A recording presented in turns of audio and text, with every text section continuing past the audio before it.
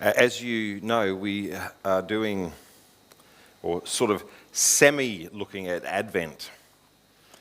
Advent are the first 4 Sundays, or the 4 Sundays before Christmas Day itself. And it's a time when we both remember the birth of Jesus, and because we're believers, we anticipate his return. And if you remember, over the last 3 Sundays, we have been lighting a candle for each of those particular Sundays. The first Sunday was the candle of hope, also known as the prophet's candle. It's the one that's burnt the lowest.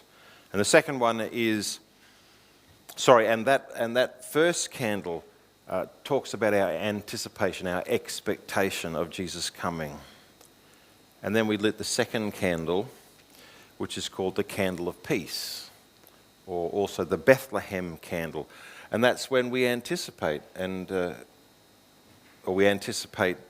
birth of our Prince of Peace, that is Jesus. And at Christmas time, we do need to remember that we need a Saviour. Saviour from what? For a way out of our rebellion against God, and a God who gives us peace at the same time. The third Sunday, last Sunday, we lit the candle of joy, which is also known as the shepherd's candle. This week, we're going to light what's called the love candle, or the angel's candle. And what we remember this week, or what we should be thinking about, hang on, it can't be a week because Christmas is tomorrow, but let's remember today the ultimate love that God shows for us in that he sent his only son, whose birth we celebrate tomorrow. There are other things that those candles represent that we're supposed to try and think about, and that we don't think about often. Like, for example, the first week 1, it's when we're supposed to think about all of the prophecies about the coming of Jesus Christ, the Messiah. And week 2, we think about Bethlehem, we think about Jesus' birthplace, and that in all of the prophecies. Week 3, we remember that the shepherds who came to see Jesus immediately after his birth. And week 4, we're supposed to remember the angels, the myriad, the huge amount of angels that were there that proclaimed the good news of Jesus. So not only do we light the 4th candle today, tomorrow, if we were going to have a Christmas Day service, we would also light the last candle, the white candle in the middle. And that's called the Christ candle. It's white, because in our culture, white is pure. It's supposed to remind us that Jesus Christ is blameless.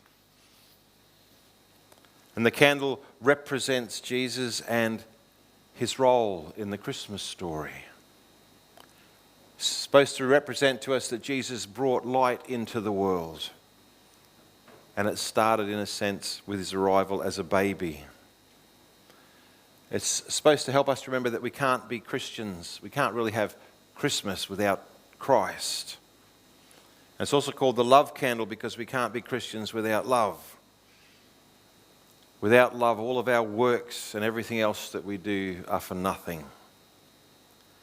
It's supposed to help us to remember that we need Jesus and Jesus' love to share the good news of that love and salvation throughout the earth. And one of the things that the white candle also represents is that you can never divorce Christmas and Easter.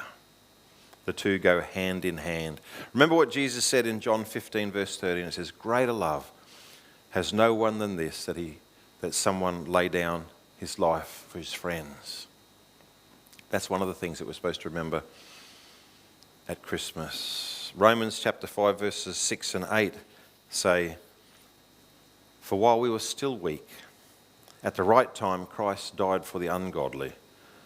For one will scarcely die for a righteous person, though perhaps for a good person one would dare even to die. But God shows his love for us in that while we were still sinners, Christ died for us." These are the things that we should be thinking about and contemplating this morning. I'll just light the candles.